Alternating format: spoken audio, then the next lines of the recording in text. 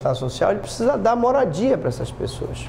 Se o prédio está sem utilidade, vamos dar utilidade através de uso capião coletivo. Área superior a 250 metros quadrados, né? Não superior, vocês podem colocar aqui, não superior a 250 metros quadrados, não pode ser superior a essa metragem, que se for superior, que exceder o 250 metros quadrados, será objeto de uso capião da outra parte que é confinante com ele. E prazo também de 5 anos. Como eu disse, o uso capião pro labore é tranquilo, é 5 anos. Oi. O limite dessa aí é de 250 metros também? É, tanto essa, não, é o limite máximo, né?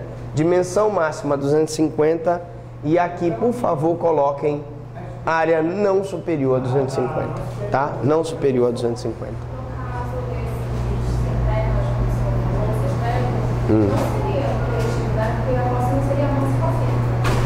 Depende. Depende da situação. Se eles entrarem, os sem teto, os sem terra, entram no imóvel e eles ficam nesse imóvel, que é um imóvel público, um imóvel abandonado, e ninguém entra com a reintegração de posse, é mansa e pacífica, tranquilo. Pode acontecer? Normalmente não acontece. Normalmente não acontece. Mas se acontecer, eles vão ter direito? Vão. Porque aqui, posse mansa e pacífica, é que ele não foi acionado. Normalmente ele requer, né? Nós estamos, por exemplo, com um problema antigo, que é a situação da Cracolândia em São Paulo, né? São Paulo tem os problemas das metrópoles hoje em dia. Eu tenho uma grande quantidade de pessoas ali, são vagabundos, são drogados, são mendigos. E aquelas pessoas aproveitam uma região que seria uma região nobre, que é ali o centro, né, de São Paulo, e começam a habitar, ou eles habitam prédios públicos, ou eles fazem barraquinhas, onde eles vivem mesmo. Se você for na Cracolândia, lá em São Paulo, você vai ver as barraquinhas nas calçadas. Eles podem ocupar aquele espaço? Não podem. E a prefeitura tem imediatamente que entrar com a reintegração de posse. Até porque fica muito perigoso, uma questão de segurança, que aquelas pessoas que estão ali, o transeunte, ele é atacado, porque normalmente o viciado, ele rouba para poder sustentar o vício, né? Bom, aí eu tenho uso capião familiar conjugal ou pró-moradia. Vamos repetir porque tem vários nomes, né? E esse aqui poderá ser pergunta de prova.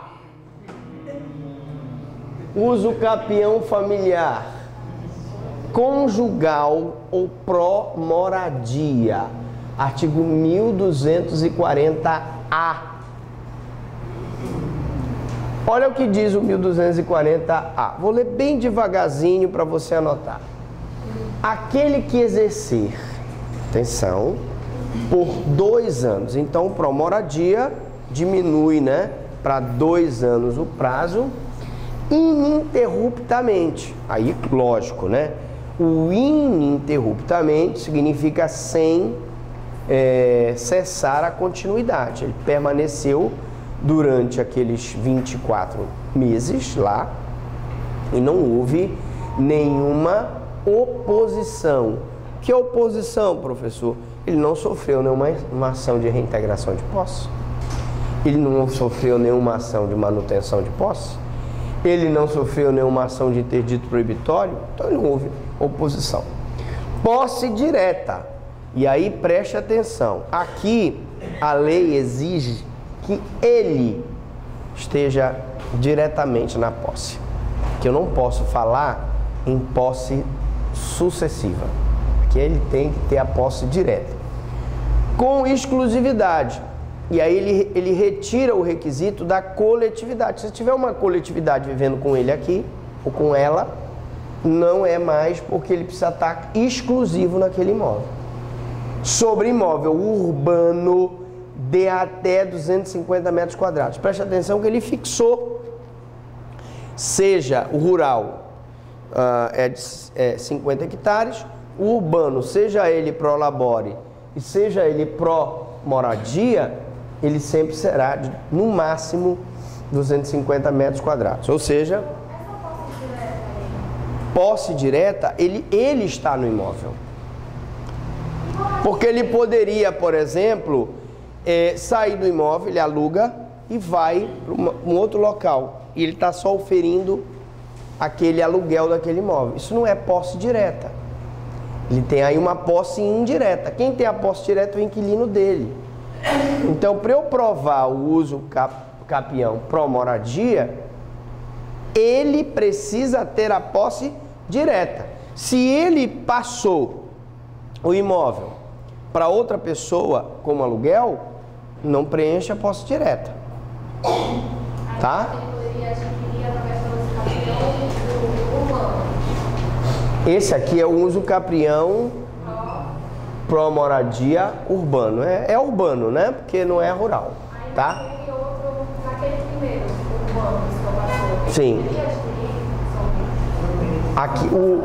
Aqui, o prolabore urbano, ele não precisa, ele não exige a posse direta. Não. Ele não exige a posse direta. Não, ininterruptamente sim, ele exige. Os 5 anos tem que ser ininterruptos, tá? Então, 250 metros quadrados, né? Cuja propriedade divida com ex-cônjuge ou ex-companheiro. Por isso que ele chama-se pró-familiar.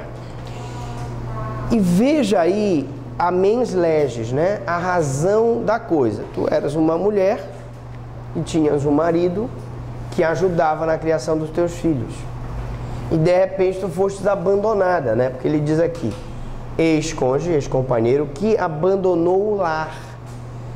Então o governo criou uma forma de compensar o abandono daquela pessoa, fazendo com que tu possas com maior facilidade adquirir a propriedade daquele imóvel através do uso capião pró-familiar, tá?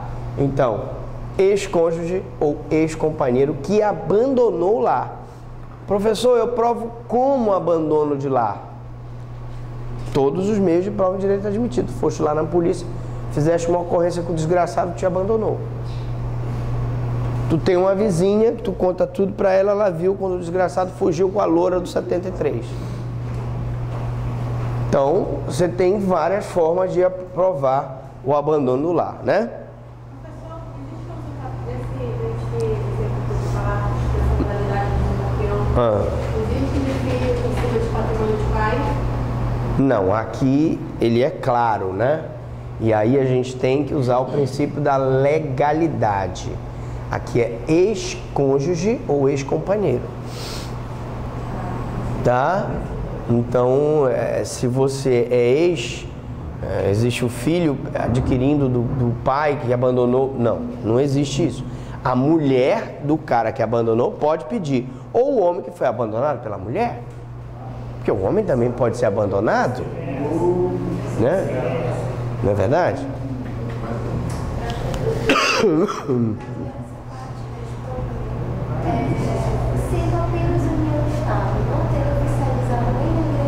Não tem problema. União estável vale? Vale. Sim.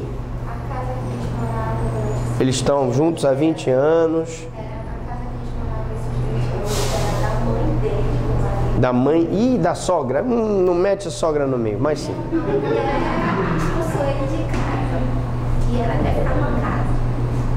É o que eu te digo. Se ela provar que o imóvel é dela e ele fez filho no terreno alheio, ou seja, fez a benfeitoria no terreno da sogra, o máximo que ele pode pedir aí é a indenização pela casa que ele fez no terreno da sogra. Não, é a casa da mãe dele. A casa da mãe dele. É uma história complicada aqui, né? Vê que ela complicou o meio de campo. A sogra quer que ele saia, mas o terreno é da mãe dele, então ele não tem que sair do imóvel. Ele quer que ele saia, sendo que era só parceira dele há 20 anos. Não, mas aí não pode. ele é herdeiro, se era da mãe dele, ele é herdeiro, então ele é o proprietário.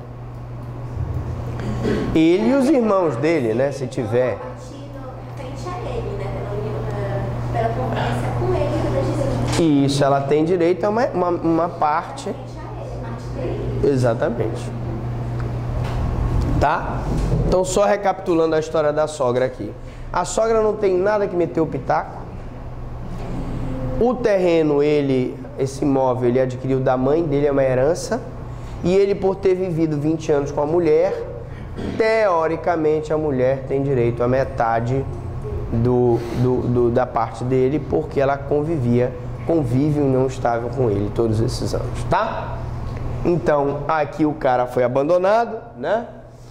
Utilizando-se para a sua moradia ou de sua família. E aí um outro requisito importante, além da questão da posse direta, né? Ele usa para a moradia dele.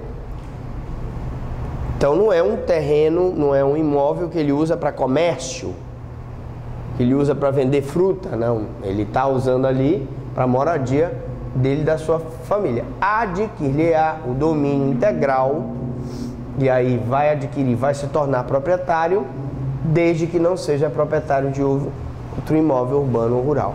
Se ele for proprietário de outro imóvel urbano ou rural, não vai ter.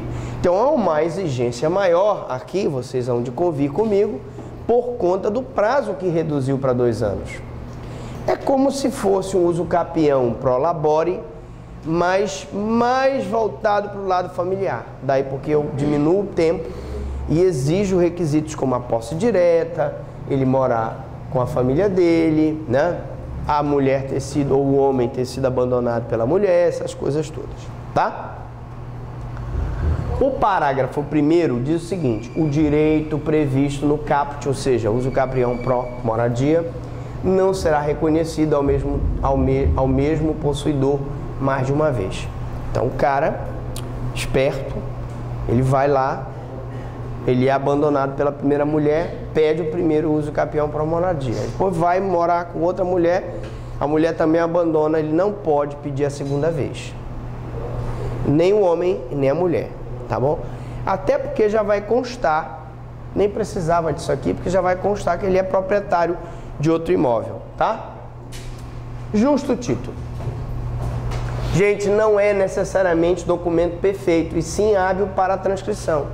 Como eu disse, a promessa de compra e venda, o recibo ou um documento manuscrito, uma declaração, vale dizer, é o título ou justa causa que denote a razão pela qual alguém recebeu a coisa do precedente. Ele recebeu aquele imóvel porque ele comprou aquele imóvel. Por uma infelicidade, ele não passou a escritura pública. Mas está aqui, eu paguei por aquele imóvel. Tenho o recibo, tenho o contrato de promessa de compra e venda, tenho uma declaração, tá? Esse título não precisa estar assinado e reconhecido, né? Assinado? É melhor que o título esteja assinado e reconhecido em cartório. Porém, se não estiver reconhecido, não há problema nenhum. Você tem todo um mecanismo para provar que aquela assinatura é do fulano. até porque se já decidir, Sim, claro. Pode ser arguída a falsidade do documento? Pode. Posso arguir. Aquele documento é falso? Também. Então, voltando aqui, só para a gente recapitular.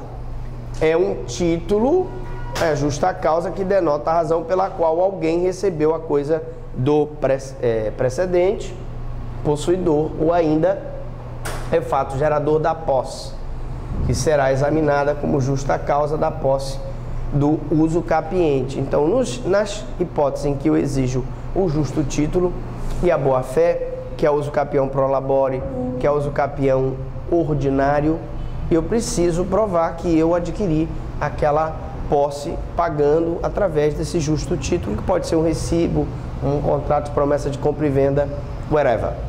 Em regra, é justo título todo ato ou negócio jurídico em que, em tese, passa a transferir a propriedade. Tanto assim, a aparência de propriedade na transmissão pode constituir justo título. Então, o contrato de promessa de compra e venda é a intenção daquelas duas partes de que uma está comprando e que aquele imóvel vai ser transferido. Então é um documento cabal para provar o justo título, que está intimamente ligado à boa-fé. E aí, lógico, se ele pagou, é porque ele estava de boa-fé. E o cara que recebeu e não passou a escritura, que pode ser dito que ele estava de má-fé, né? O artigo 490 dispõe: o possuidor com justo título tem presunção de boa-fé. Então, se ele tem um recibo, se ele tem uma promessa de compra e venda, ele presume-se que ele tem boa-fé. Ele não é uma pessoa que está com má-fé porque ele pagou para ter aquele imóvel. Aquisição pelo direito hereditário. Para terminar a nossa aula, parte final agora. Pressupõe fato morte. Se é direito hereditário, uma pessoa morre e aí transmite-se a posse e propriedade, mantidas a mesma natureza e características tais como exercidas pelo falecido. Eu digo porque se aquele imóvel pertencente ao falecido tiver algum ônus, uma hipoteca, né? Tiver uma servidão, na hora que passa para o herdeiro, passa com aquela servidão, passa com aquela hipoteca. Nós já tivemos a oportunidade de ver isso em outra aula, onde a aceitação geralmente ocorre de forma tácita, devendo a renúncia expressa constar de documento oficial. Ora, para você recusar aquela herança, você tem que fazer, você aceita tacitamente a herança e você recusa expressamente a herança.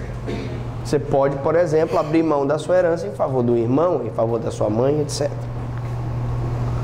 Perda da propriedade imóvel. A propriedade imóvel é, como vimos, a princípio um direito perpétuo na pessoa de seu titular ou de seus sucessores. Ela passa de pai para filho e ela vai passando, vai sendo transmitida, vai ser pago o imposto inter vivos e causa-morte, e ela fica naquela família perpetuamente, até que haja a perda, né? E isso valerá até que seja afastado legalmente por algum motivo do seu patrimônio. E quais seriam, então, professor Franklin, os motivos que uma pessoa pode perder a propriedade? Bom, de resto, ele só perderá a propriedade por vontade própria. Por exemplo, ele quer vender. Você não quer mais aquele imóvel, você vende. A exceção a essa regra apresenta-se quando a lei determinar a sua extinção, que pode ocorrer no caso de perda ou de desapropriação da coisa. Então nós temos, o governo vai construir uma estrada, ele precisa desapropriar aqueles imóveis. Aquelas pessoas vão perder a propriedade, mas deverão ser indenizadas, né? Soma-se ainda o uso capião. Lógico, quem adquiriu aquela propriedade pelo uso vai fazer com que o proprietário original perda a propriedade, né? A acessão, que nós já vimos numa aula passada, por considerar-se outras causas. Então, você tem uma enchente e aí aquela parte que era da propriedade do cara foi toda na enchente e acedeu a um outro terreno, portanto, ele perdeu aquela propriedade. A alienação, a renúncia e a desapropriação dependem de transcrição no registro de imóveis. Então, quando eu faço uma alienação de um imóvel, eu tenho que fazer no registro de imóveis, para eu deixar de ser proprietário. O governo, o poder público, quando desapropria, ele tem que fazer através de registro de imóveis. Na próxima aula, nós vamos ver direitos reais, parte 10. Pergunto, alguma dúvida, alguma pergunta?